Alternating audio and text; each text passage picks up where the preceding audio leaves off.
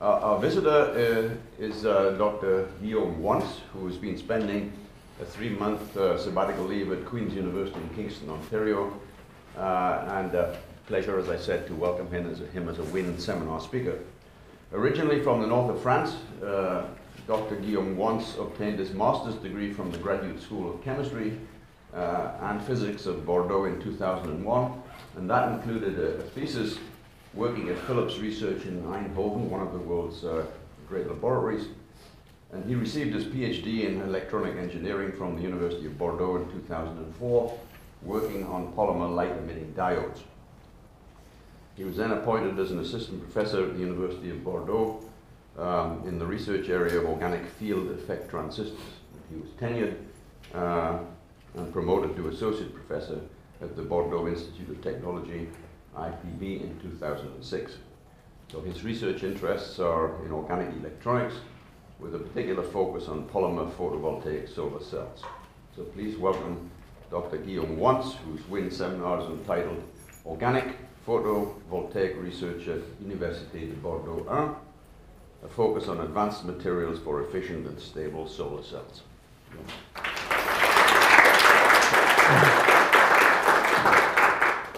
Thank you very much, Professor Carty. Thank you, Professor Aziz, for the kind invitation, and I'm very glad to be here in Waterloo, especially on these sunny days, because after 3 months in Canada, I thought that winter will continue until, I don't know, and it's hopefully summer's there. So today I'm going to talk about what we do in Bordeaux in the field of polymer photovoltaic. And I'm coming from the University of Bordeaux, which is a quite big university. Bordeaux is in the south of France, for those who don't know. It's, let's say, 500 kilometers south of Paris, and it's a fairly nice place, mostly known for its wine, actually, rather than the university, but we still have a huge university.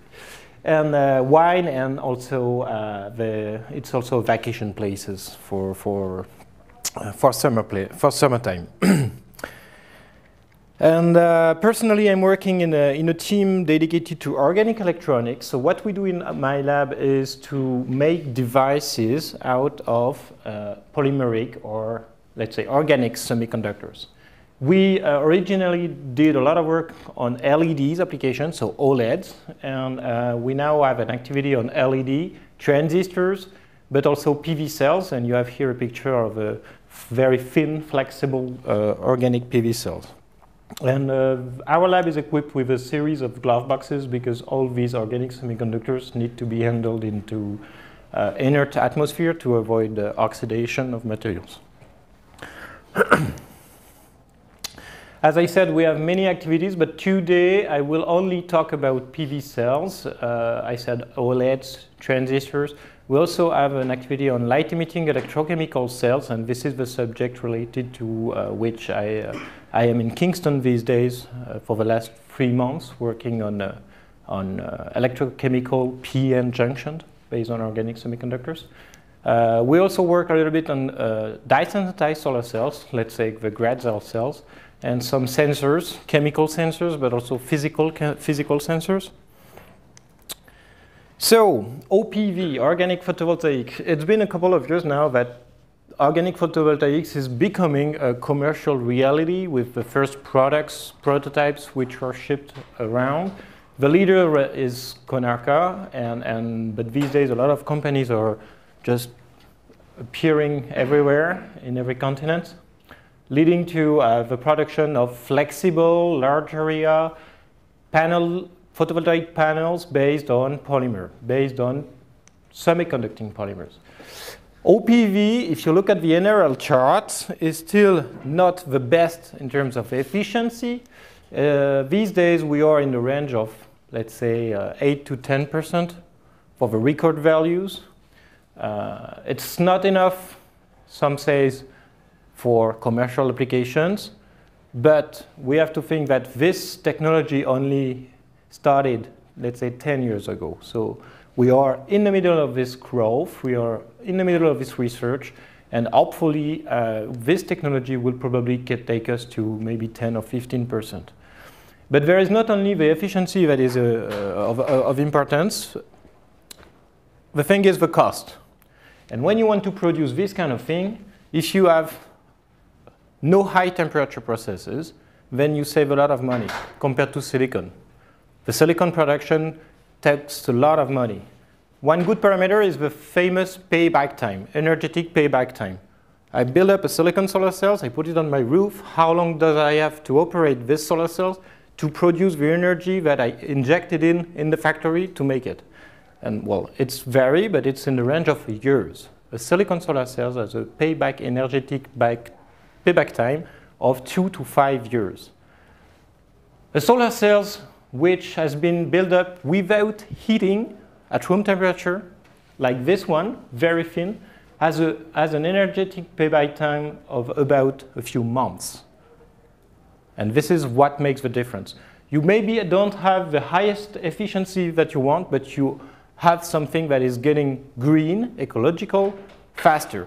You have something that is cost-effective, large area, very thin, also interesting in terms of waste, because this is based on plastic and metals. This is a milk bottle, basically, in terms of waste management. And this is why OPV is a very hot topic these days and why everybody wants to see and to evaluate if we will or not see this kind of panel everywhere in the future. To do so, well, this is just a chart to show you how hot is the topic. It's just getting crazy in terms of papers. The number of papers dealing with organic photovoltaic is just incredible. What is it about? You take a semiconductor, organic, so it has its valence band and its conduction band, but it's organic. So I am professor in electrical engineering, but my background is in chemistry. So I like to talk about highest occupied molecular orbital and lowest unoccupied molecular orbital.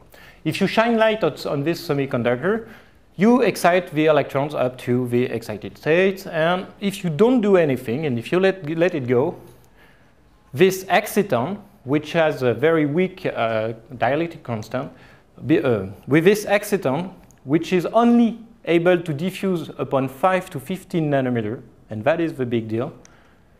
If you don't do nothing, it will decay, radiatively or in heat, and that's no good.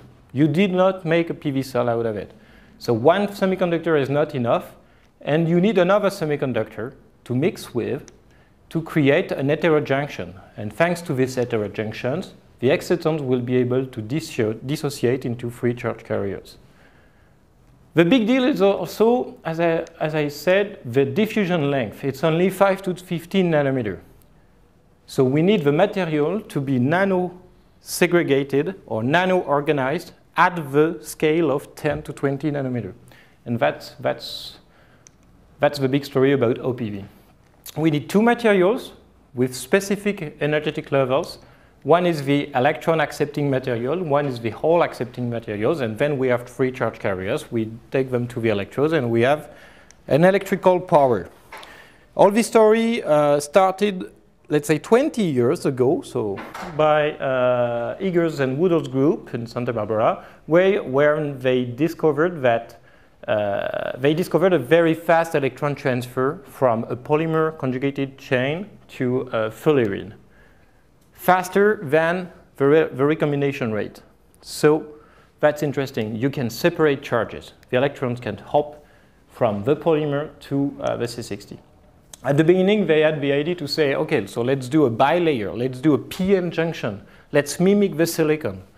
So they made this bilayer thing, so polymer with C60, but the efficiency is not great. Why is that? Because the effective zone in which the excitons are useful is very small because of the exciton diffusion length. 10 to 30 nanometer is only useful. All the rest is lost. And the heterojunction here is just flat. The global material, most of the material absorbs light, but this light is not converted into free charge carriers. So the idea was to use a bulk heterojunction. What we call bulk heterojunction is just the mixture of these two materials and then this mixture phase segregates, and you have nanodomains, and in which you have in sort of small p-n junctions, and you can separate electrons and holes almost everywhere in the device, and hopefully you can collect electrons on top and holes in the bottom, for example. To do so, they had to functionalize the C60, and this is called PCBM, which is the most commonly used fullerene derivative because it's more soluble than C60. The size of it is important, and if you want to have a look at the phase segregation, you need tools that shows you what the material looks like at the scale of 5, 10, 20 nanometers. So you can do some AFM images, especially if you look at the phase image of your AFM, it will give you an idea about what is the phase segregation looking like in some material like this one, for example. You see beams here. You can also use TEM. And you can tune the phase segregation of these two materials. For instance, here, PCBM and P3HT. You can tune these phase segregation using tricks, lab tricks. Like, first, you need to choose the right materials, and then you need to choose the right solvent. You can eventually add solvent additives. You can vary the kind of technique that you use for deposition. You can also do some solvent annealing or thermal annealing of this media, and it can tune and vary the phase segregation. The most commonly used technique for deposition is spin coating in the lab. That's what we use, let's say, 90% of the time. But it's not the only technique, and of course, it's not the it's not the technique that the industrial will use. They want large area stuff. They want roll-to-roll printing. They want inkjet printing. They want eventually blade printing. All these kind of things. So, what are the challenges today about OPV? 3 things. We need an efficient device. It's almost there. The 10% have been just reached. The cost. We need a manufacturing process which is cost effective. And the stability. Of course, if we want to put solar cells on the roof of your house, you want this roof to be at least workable for a while. You don't want to change the solar cells every month. So stability is an issue, especially when we talk about polymers. People say, used to say, okay, organic, oh no, on the sunlight with UV and so on, with heat in the summer and cold in the winter, no way, it will not survive long. Part of it is true, but now research is on this way to make it better and better every day. What we can do about stability, and this is one of my main interests, is to work on the materials to address many issues. We need to work on the device structure because sometimes we had interlayers here, and I will show you examples. You can work on the pi conjugated material, on the chemistry of the material to make it less sensitive to light. We don't want the material to bleach, especially under sunlight. Also, I stressed the point that this phase segregation is very important, and we want this phase segregation of 20 nanometers to be stable. And that's the thing. In most of the case, it's not stable, especially if you use your solar cell in the summertime. On the rooftop application, it will go up to 85 degrees. So this kind of soft material will rearrange, phase segregation will change, and the domain will change. And we need to stabilize the phase segregation. So work has to be done on encapsulation of devices, the device structure, novel materials, and stabilized morphology. And I will show you examples of all of these issues. What are the materials that everybody is using for OPV? We can separate them in what we call three generations. At the beginning, the Nobel Prize polymers were pi-conjugated polymers, very difficult to process because most of them are not soluble, so you need to polymerize it on the substrate. And so then comes the second generation of polymer, pi-conjugated polymer, which are soluble because they added alkyl side chains. And these polymers were not good enough for today's applications or in terms of efficiency. And people now are using what we call push-pull copolymers, which are electron-rich, electron-poor motifs here that gives you an overall polymer with a low band gap. And having a low band gap is very interesting if you want to harvest infrared photons. Harvesting visible light is okay, but if you want high efficiency, you need to go to the infrared to harvest the maximum photon as you can from the sun, and the sun has a lot of infrared. So we need to harvest as large as we can the overall sun spectra. So, state-of-the-art polymers, let's say low band gap polymers. Here is a couple of examples with the famous polymers here from Mario Leclerc, University of Laval. And these are polymers from the company Solvent, based in Los Angeles, and some other polymers. They can give you very high efficiency. A lot of work, a lot of chemical work has been pursuing these days to make them even better, even better.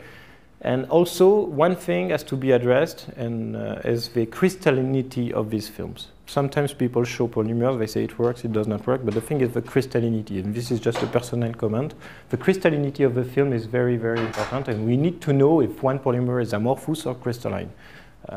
This one, for instance, is not very crystalline. It's more an amorphous polymer.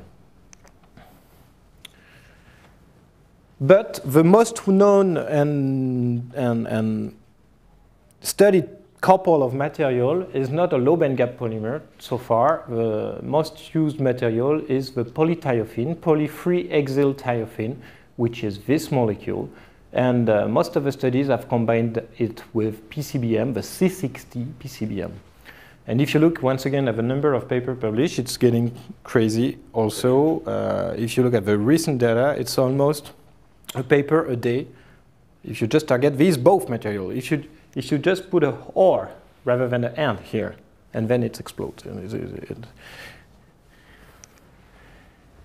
We tried to do a little survey about what one could expect from this well-known couple of material, and a very patient and student of mine did a review of almost 600 papers, and to ask the following questions. If I buy P3HT, if I buy PCBM, if I mix them, if I make solar cells, what is the efficiency that I can expect right now? But the thing is, everybody you should say you should get 5%, because some guys get 5%. But it's not that easy, actually. And if you look at the papers, even recently, people have been publishing papers with lots of different efficiencies. And if you do an average of that, eventually you can guess, you can expect to get at least 3 or 4% if you work properly. And this is, we were kind of happy to observe this survey, because in my lab, most of the time we do 4% cells. Everyday cells in my lab, and I think is Vera and she can agree, is in a range of 3.5 and 4%. And we were kind of shy because everybody says we can make 5%, but in our lab, what's wrong? We have been making it for years and it's always in a range of 4%. So what is wrong? There's nothing wrong. It's not, it's just the polymer is so variable. Where do you buy it? What is the surface area of your device? What is the purity of your material? What is the molecular weight? What is the polymer batch? If I buy it twice from the same place, can I get the same results? Not necessarily. What is the illumination power? And that's all, and that's all, and that's all. On the 600 papers, only 5 or 6 of them have done these certifications. But it's really difficult to make an accurate measurements for PV cells. So my point is just to say, I don't want to say these guys overestimate or these guys underestimate. This is not my point. My point is just to say, if you want to make P3HT, PCBM, PV cells, if you achieve 3.54%, that's good, you're in.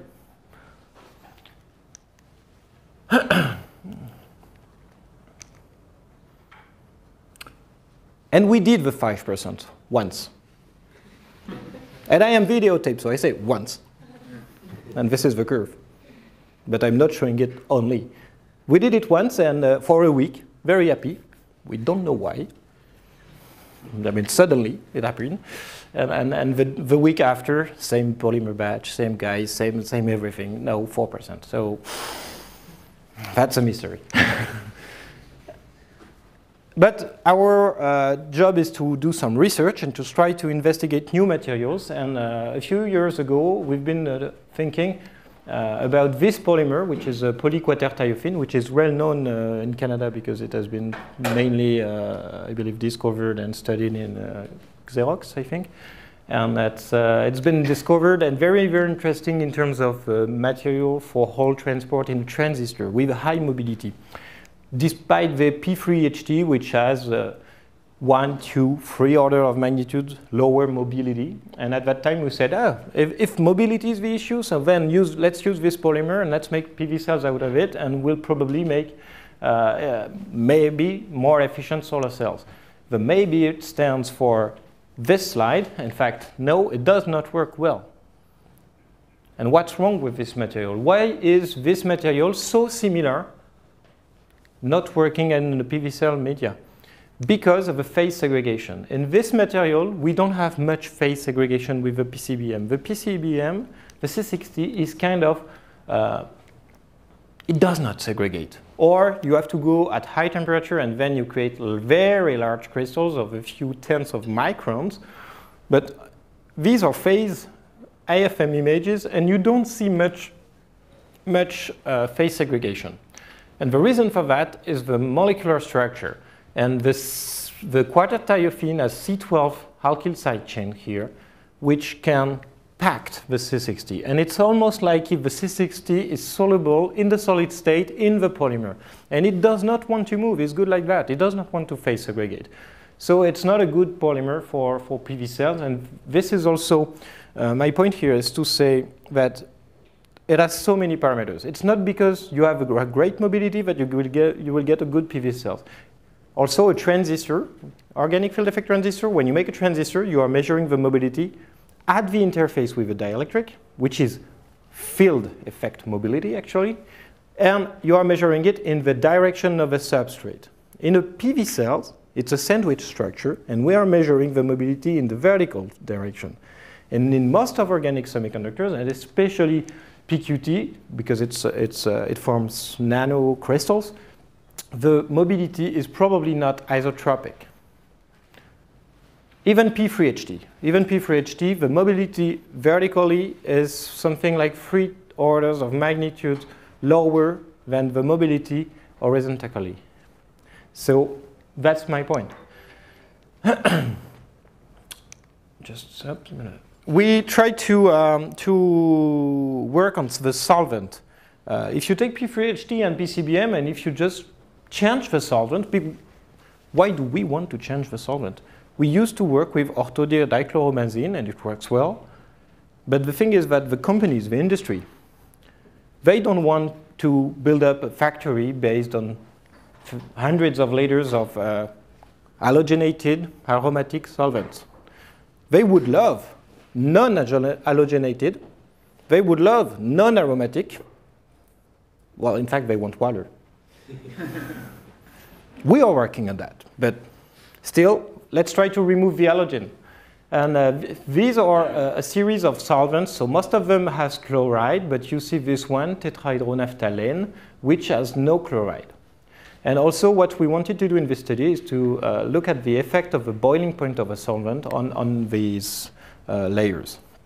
Here are UVV spectra of these layers, and you see a very, very nicely shaped vibronic structure that appears if you use high boiling point solvents, meaning if you use solvents that dry very slow, meaning that you leave the time of the molecule to reorganize, you leave the time for the P3HT to crystallize, for the PCBM to form the aggregates, and you nanostructured your system simply by slowing down the drying process.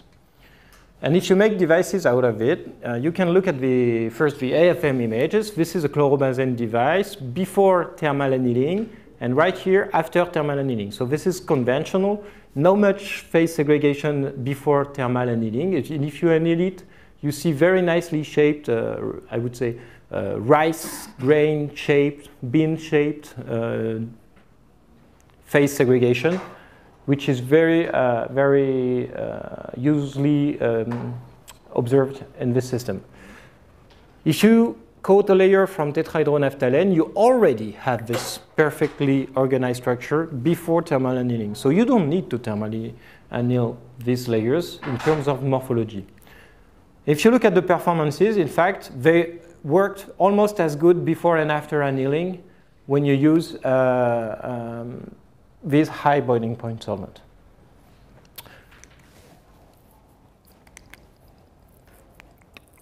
We try to demonstrate that, because the prototype cell that we use in our lab is in the range of 10 square millimeter, so it's a very small cell, and we try to make it bigger and to make it, we're using roll-to-roll processes like this gravure printing processes. And this is a very flexible, this is the substrate here is only 15 micron thick, so it's extremely flexible and it's workable. And I just read a paper published in Nature Communication last month. The title says ultra thin solar cells, very, very flexible. And it's well, we made it a few years ago. The truth is, at that time, it's beautiful like that, but the efficiency that you can get out of it is not that good. Why? Because we don't know how to make a solar cell? No. Because we don't know how to get very conductive electrodes. These are ITO sputtered on flexible substrate, very flexible, and the ITO is not very flexible itself. And if you look at these under the microscopes, before and after bending, you see a lot of micro cracks. The ITO, if you bend it, the conductivity drops dramatically, and this is the issue. The issue is not necessarily the bulk heterojunctions of the solar cell itself, it's more the electrode. And my point here is that the issue of large area is the electrodes rather than the bulk heterojunction. Of course, using third generation polymer is always better than using second generation, but if you want to develop very large area, you have to work on the bus electrode, you have to work on the conductivity of your flexible electrode, and you need to address the fact that this conductivity has to be stable over bending. We work a lot with chemists on site, on Bordeaux site, but also more generally in France. And especially, but I think you've heard a talk a few, I don't know, months ago. Professor Adjano came here. Yeah, he came. So we used to work with block copolymers. So this is an example of a rod coil block copolymers, which is able to self-assemble the P3HT part here, thanks to a rod, a flexible group here, which is in this case polystyrene. Why do we want to use block copolymers? And this is another example just to give you a good idea. This block copolymers is attached with a flexible copolymer, with a flexible group here and a C60. And if you use this copolymer as a, let's say, surfactant, as a compatibilizer in a blend, so you mix P3HT, you mix C60 or PCBM, and a little bit of this copolymer, you can tune the phase segregation. Using the right amount of this additive, you can obtain a very beautiful phase segregated lamella structure, which is what we want if we want to make the dream solar cells of the perfectly nano-organized solar cells. And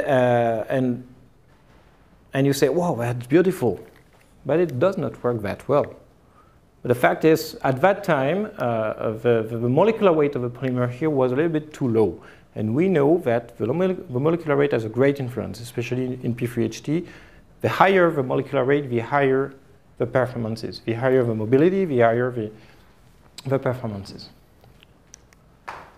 Recently, my colleagues have published a paper about the same strategy using a compatibilizer, which is a P3HT here, which is a block copolymer of P3HT and P4VP. And they finally observed very interesting efficiency above 4%. We used to also do some phase diagram. I don't know if you know this paper. This paper comes from the Imperial College in London. It's it's about phase diagram and how you can draw a phase diagram using DSC. So using DSC, you can plot a phase diagram of P3HT and PCBM, and it gives you a eutectic behavior. You can even see it on the microscope pictures here. And if you correlate these with the cell efficiency, it helps you to target the perfect composition of donor and acceptor. What is the best composition? We extended this study studying different kind of molecular weight of P3HT homemade, and we observed that the eutectic position is a function of the molecular weight, and that makes the thing even more difficult to investigate. That means every molecular weight has its best concentration, its best composition.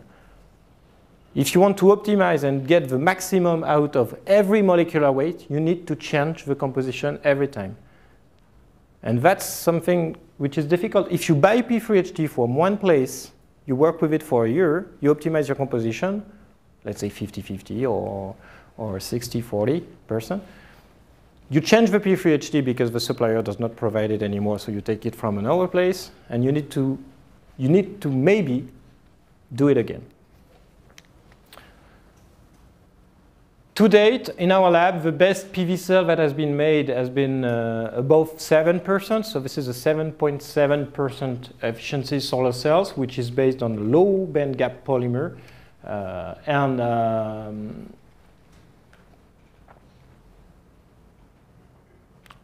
I'm not here to say, okay, we know how to make 7.7, especially because I don't say anything about that. I cannot show you the polymer. And just to say that it's possible to make 7.7 solar cells, single cells, not tandem cell. And it's sometimes also very difficult to characterize. For example, this is an example of the EQE response, the spectral response of the cell. The spectral response of the cell, if you integrate that, it is supposed to give you the same current. The integration of this should give me 13.1 milliampere per square centimeter, this value. But this spectra has been measured 3 days after the fabrication process and the first characterization. And you see after only 3 days of fabrication, the current dropped to 10.3 milliampere per square centimeter. And this is something we need to address. We need to address the fact that a solar cell that has been made sometimes degrades very fast. We always talk about long-term degradation, but sometimes, and most of the time in the lab, it degrades over the day or maybe the hour. And we need to address that.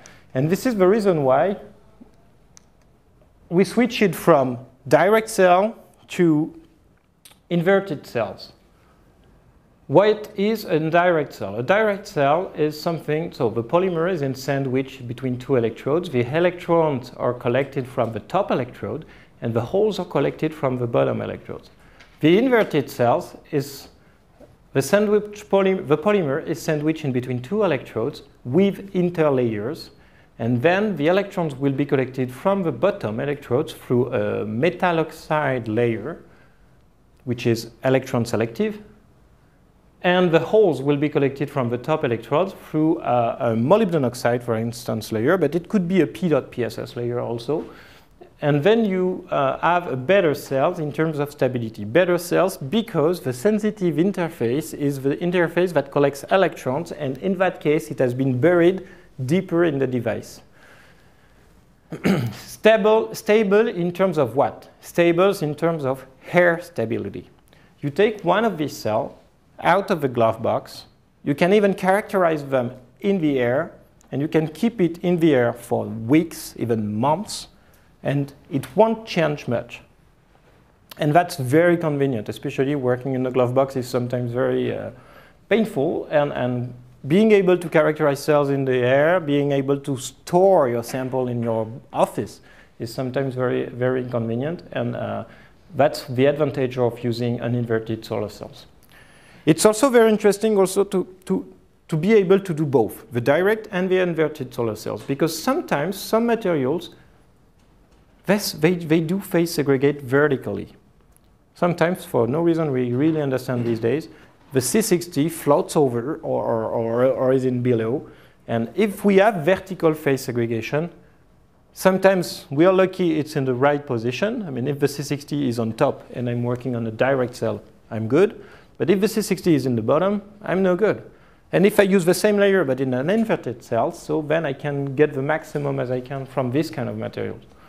So we do lots of inverted solar cells these days in our lab, but sometimes for some materials, we have to go back to the direct cell because the C60 wants to float over the materials. What's interesting about inverted solar cells is the following phenomenon. We observed that if you make a solar cell, you take it, you put it on a solar simulator, and you want to measure it, it does not work. And then you say, what's wrong? Measure again. And you measure it again, it starts to work. And you measure again, it starts to work even better, and even better, and even better. At the beginning, the solar cell does not work at all. And then it's getting better and better and better and better until it reaches a maximum. We have a phenomenon here, which is a light activation of the solar cells. This activation is due to the light only. It's not a big deal. I mean, the solar cell on your rooftop, you don't really mind if it takes a second or if it takes 5 minutes or if it takes 20 minutes to start up. But this is something that we need to understand in terms of physics. This is a pristine titanium oxide sol gel processed layers here, and it takes a long time to characterize. And sometimes also in the lab it's complicated, because if it takes you 20 minutes to characterize every of your cells, if you have a bunch of them, then it will take you the whole day. And we need to shorter this time. And if you use another kind of titanium oxide, well, I mean the same kind, but if you just cure it at high temperature for 5 minutes, you see that the aging time, the light soaking time, the light activation time is really decreased. Here we go to a couple of minutes, 7 minutes here exactly to go to the maximum, but in fact, after only 1 or 2 minutes, it's good. We have traps in the material, in the titanium oxide. We have traps because the titanium oxide is not good quality. It's non-stoichiometric, it's made through a solution process, and it's very difficult to handle. We have traps, and by simply curing the material gets better, and we have lower amount of traps, and the conductivity itself of the titanium oxide is affected. Here, the reason for that is the conductivity. We observed that the conductivity of a titanium oxide layer is an effect of a light activation.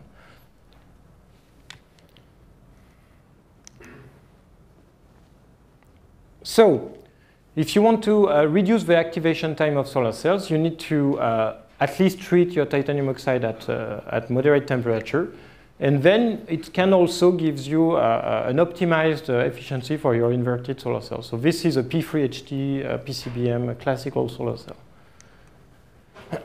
We are, right now in my lab, working a lot on changing these materials. So these are materials which are well known now in the literature. Titanium oxide, zinc oxide, molybdenum oxide.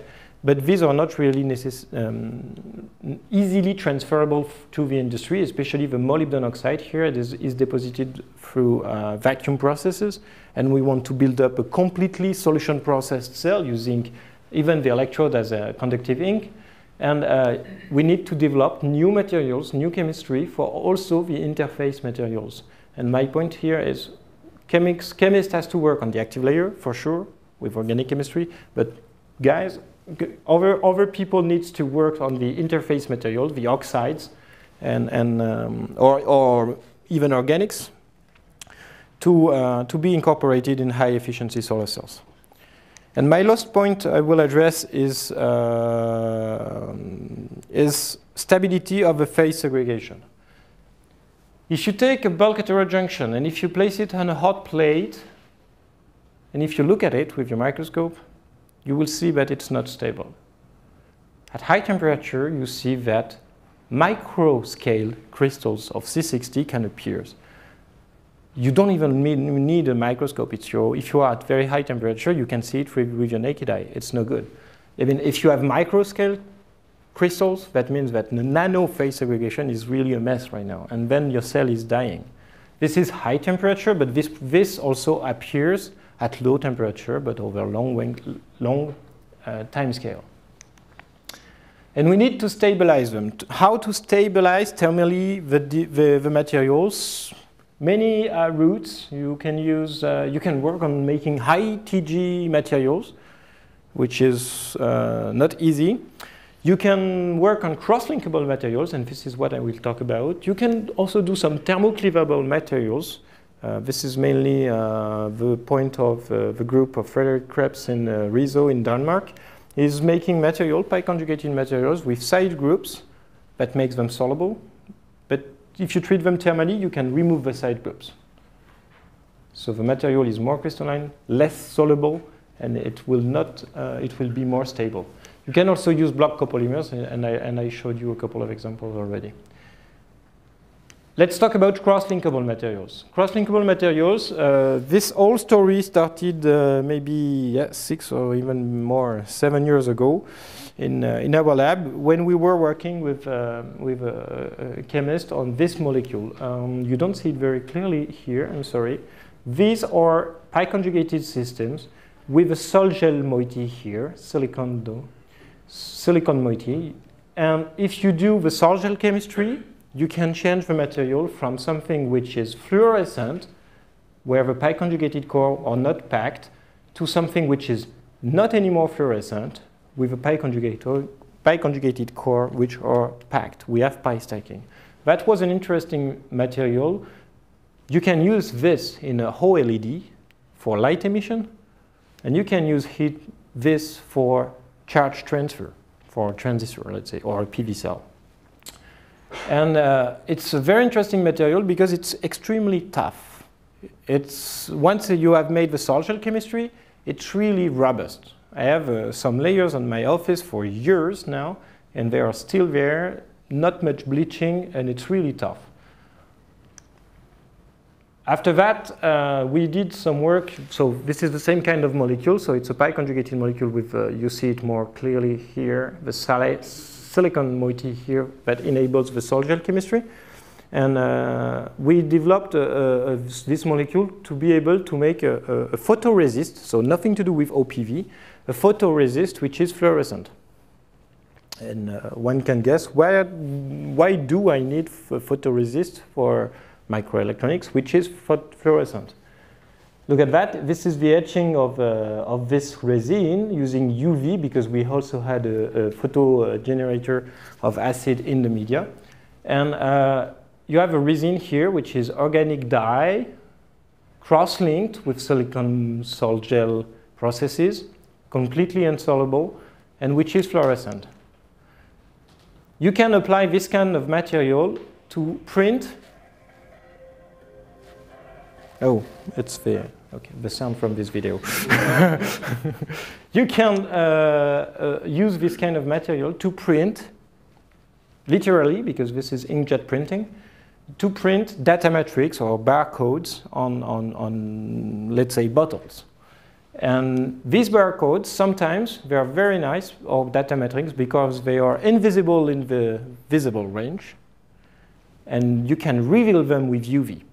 And so my dear friends, Dr. Olivier Dotel from Montpellier started up a company based on this principle, on which is marking bottles and vials and so on using invisible barcode, which are very difficult to falsify. And this is to fight against counterfaking, in fact. Especially in the medical area, vaccines, perfumes area, alcohol. Actually, wine lovers will recognize here the Chateau Latour, which is maybe one of the most expensive Bordeaux wine. And these days, this company is marking all the bottles of Chateau Latours. So it's kind of a recognition there. So it's interesting. What's interesting here? You have a pi-conjugated molecule. Everybody would say it's unstable, it's going to be destroyed. This is, you can wash them in the washing machine, and it stays. It's still fluorescent, and it's really, really robust. And we want to apply this in the OPV. So we need to attach the molecules the one to the other, so we need to use cross-linkable side chains or cross-linkable end cap chains, or even a third component that we put in the media to cross-link the polymers. So we did a lot of work for the last 3-4 years on this, trying to work on polythiophins, for instance, here with a sol-gel moiety, the same kind of thing that I showed you before. And if you use the homopolymer of this one, it does not work. I mean, the silicon is so huge that it's completely blocking the pi stacking of a molecule. But if you use a copolymer, half of it, I mean half-half, then it's getting better. You have a UV spectra that looks like in between P3HT and this sol-gel processable polythiophene. It does cross-link. It does becomes completely insoluble. This is a piece of the material which has been cross-linked and exposed in a chloroform vial, so it is really insoluble. And it is more stable, thermally speaking. The thing is, can we make PV cells out of this one? It's very difficult. It's very difficult for many reasons. First, the process, the sol-gel process, we have to make it compatible with C60. And the one that we use is either acid catalyst based on an acid catalyst, or based on a fluoride catalyst using tetrabutyl ammonium fluoride. But in fact, this is an example why it does not work, because tetrabutyl ammonium fluoride is also a complexer of fullerene. It completely aggregates the fullerene, so it's really difficult to make a device out of it. The best efficiency we made out of this device were really not showable. It's point something. So it was not a very good idea. We changed the idea from sol-gel. We went to a double bond. This is a double bond polymer here. This double bond is able to cross-link, especially if you use UV. And it's easy to integrate UV in the cell fabrication, and also sunlight contains a little bit of UV, so we can imagine of the dream thing of the self-healable, self-healing of solar cells. Why not? And once again, the efficiency was not that good in that case. We also had another idea here, which was completely crazy, is to use the diacetylene chemistry of cross-linking using UV. Why that? Because when you cross-link this diacetylene, you create another pi conjugated area. And at that time, we said, oh, let's create another conjugated polymer in the other one, and maybe it will help. But the truth is, look at that. It's so huge here, so that it's completely blocking the pi stacking of a molecule. So we cannot make a PV cell out of this one. So I think I'm going to run out of time. So this is another example of end caps, but I will just skip this and go to this, which is maybe one of the most promising things we've done. This is a reference P3HT PCBM solar cells, 3%, something normal. You treat it at high temperature for 5 hours. 5 hours, it's a lot. And then you see these crystals appearing. 24 hours, it's really a lot, at 150. And you see lots of crystals. And the solar cell does not work anymore. The funny thing is, even on this display, you can see the difference in between this orange-looking area and the purple-looking. Purple-looking is all the depletion area where all the PCBM have been collected to form the crystals. Purple-looking means bad, does not work anymore. Orange-looking means good, it works. Look at that, I still have 1.2%. I have 1/3 of what I had, because maybe if I do the integral here, I maybe killed I maybe killed 2/3 of it. And we developed with my colleague an additive, which is a cross-linkable additive. So that is a third compound that you had in the media. And if you had this additive, you completely cross-link the material. You make it completely insoluble. And the C60 are not anymore able to move in the bulk heterojunction. So this is a PV cell, 3%, so very similar. Adding the additive did not affect much the efficiency. On this example, it reduced it by 0.2, but in fact, it's in the error bar. And this was a great thing, because for years, every time we tried to add something in the bulk heterojunction, even at low quantities, it always killed the efficiency. So this one was not killing the efficiency, that was a good thing. And it was getting stable, the device, at high temperature for hours. And this is a 24 hours, 150 degrees, but I have also an example of a 1 month treatment at 150 degrees, and the stability is still there. So this is a thermally stable PV cell, which can be applied in the future. So in Bordeaux, we are a lot of faculty members now dealing with organic electronics and especially OPV these days. So here is a list of what the different themes that we are working on. And so colleagues of mine are working on ITO-free, let's say indium-free electrodes for OPV, such as the one based on carbon nanotubes. We also do a lot of physics. We do low temperature physics, such as at 7K, for instance, using a helium cryostat to identify what's the problem in these devices, PV cells, not only PV cells, but also transistors.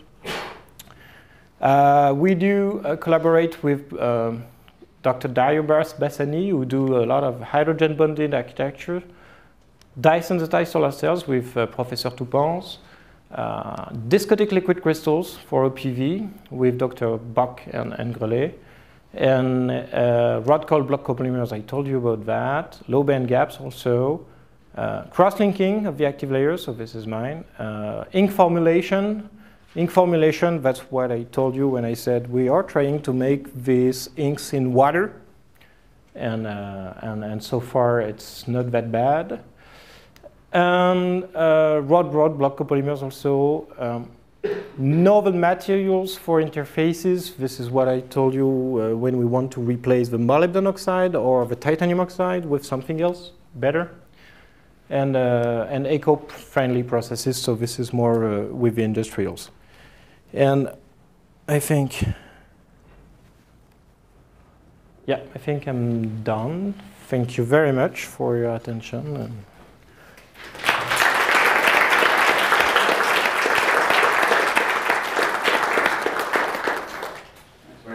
Guillaume, and also time for questions.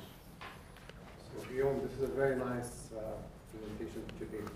I'm curious about the light activation. Yes. Of the TiO(X). Is this of the cells with the TiO(X). So is this reversible with time? If you make a cell, so every time you start from scratch? Every time you start, I mean every time. You want to see a chart? 43, so slide 43 or 43, yeah, so I have my extra chart. No, this is not the one. Yeah, this is it. No, I know, it's a hidden chart, so I need to first, up.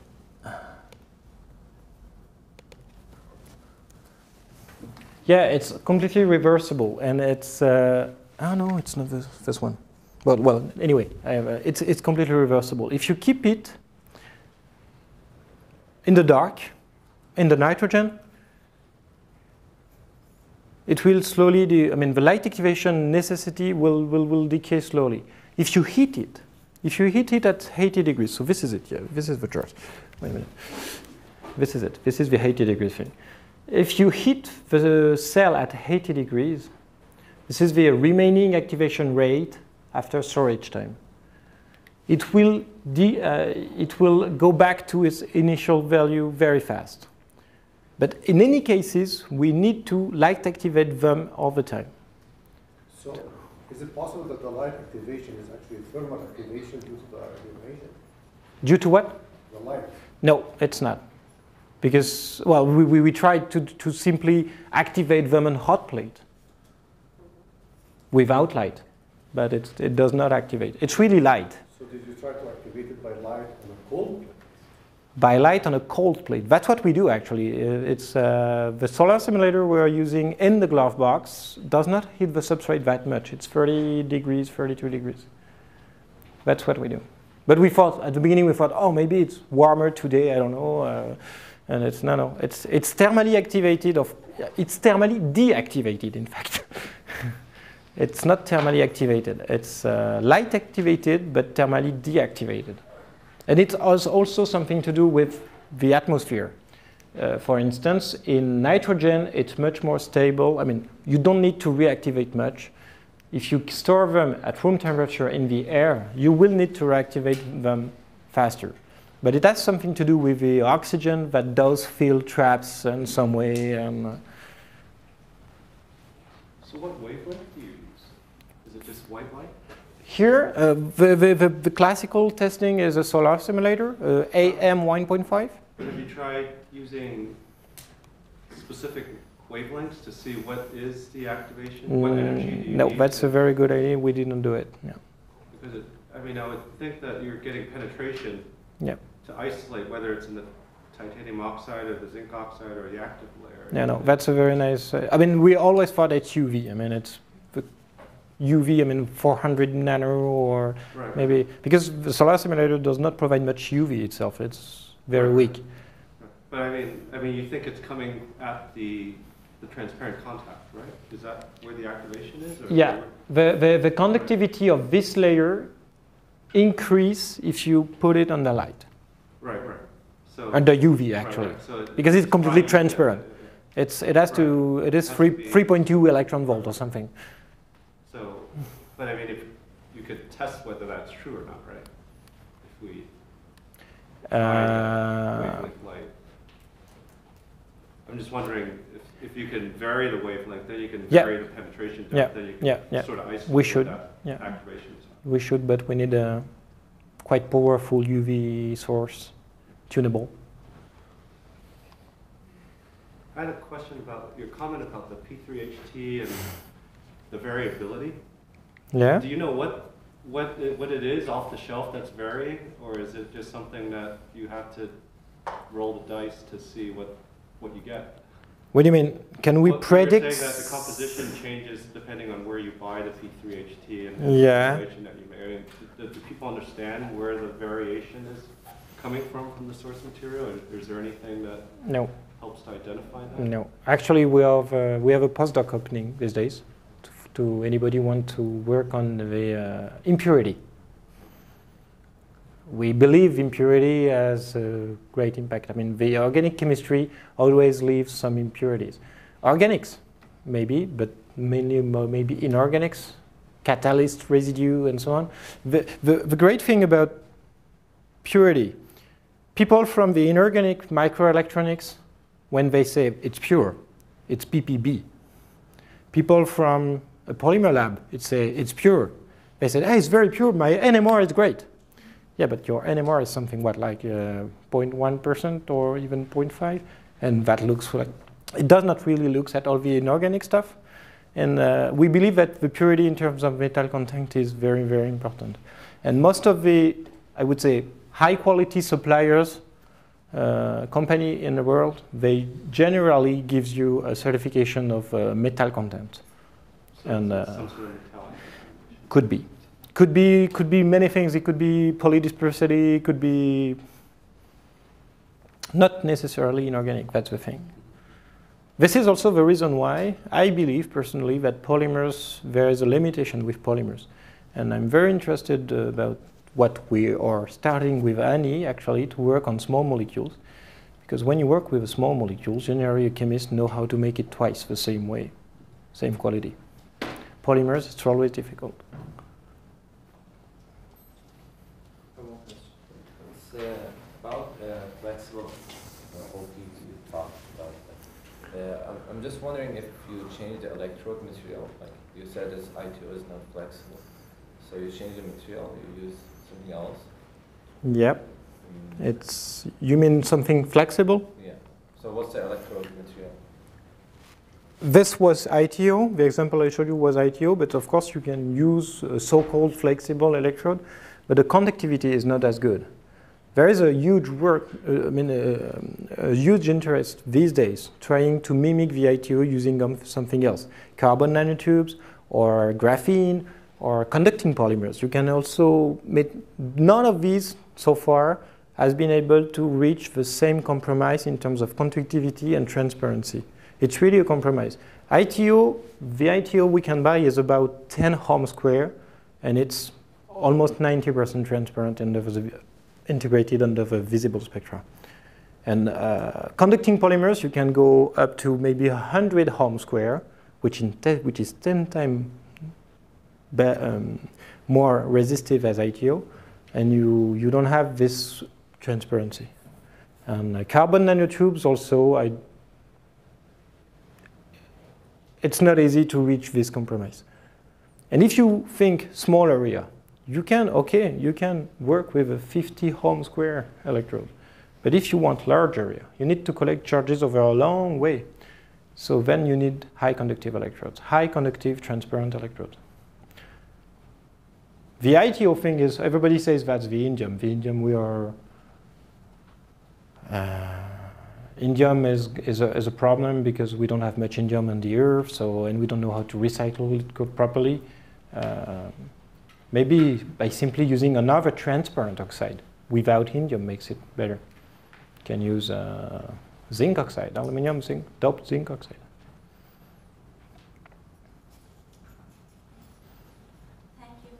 So could you please give us a comment for the last slide, what you add for increasing the stabilization of the P3H TN PCBM didn't change the performance of the device? This one? What is? Why is that the performance didn't change?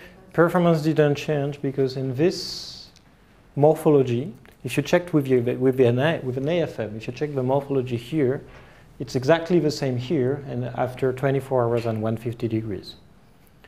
In compared to your reference. And the reference, this morphology is the same as this one, but this one has been completely destroyed. So this is an accelerated test. Of course, 150 degrees, you won't treat that on rooftop application, but you will go up to 85 degrees.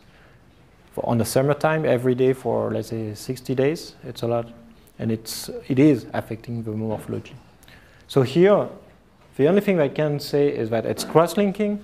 We attach the molecules the one to the others, so they don't move anymore. And the only thing that I can add is that it works with this P3HT, but it also works with others polymers, especially the third generation polymers. So the efficiency getting better by 0.2%? Yeah. It's not that repeatable. Sometimes it's just the same. It's getting better in that example, and I always show that example because I like these pictures. I like the orange purple thing. And it's getting better in this picture, I believe, because maybe a small reorganization of solvent drying, I don't know, something that happens at high temperature. But it's not very clear, and it's not that repeatable, so we don't spend much time on trying to understand why, in this case, it did increase. It's more in the error bar of the system. So, when we make PV cells, we announce 3.0, but in fact, we have a plus or minus 0.1 or 0.2. So this is it. And, so it's about DSC. Yeah. What is your research area exactly? It's about the dye or the DSC, you mean the... Dye synthesizer. Okay, okay. What is what we do in Bordeaux? Yes. This Professor Toupens and his team is working on new dyes and working also on low temperature processes to make the oxide. So both two different subjects. New dyes, push-pull dyes, and low temperature processes. Organic dyes? Yeah, with organic chemistry. New dyes and low temperature processes compatible with flexible substrate. Okay. And they did some... Did you test? Yeah. Well, the new dye on glass gives us efficiency above 8%, 8.7, I think. That's the best in the lab. We want OPV to beat them. And the plastic foil, flexible, low temperature, I don't remember exactly, but I think it's above 5%. It's above 5-6%. That's not 8. No, it's 10. Yeah, I just want to know, this experiment, it was in dark or it's light? This experiment is, this one was in dark. Treatment at high temperature in dark. But we do have the same experiment in light. And it's for the same in the machine? Yeah. It's very difficult because we need to, it takes a lot of time to do this kind of measurements, and it's it's difficult to investigate. I won't be able, I'm videotaped now, so I won't be able to say for sure it's the same in dark and light, but we believe so far with the experiments that we have.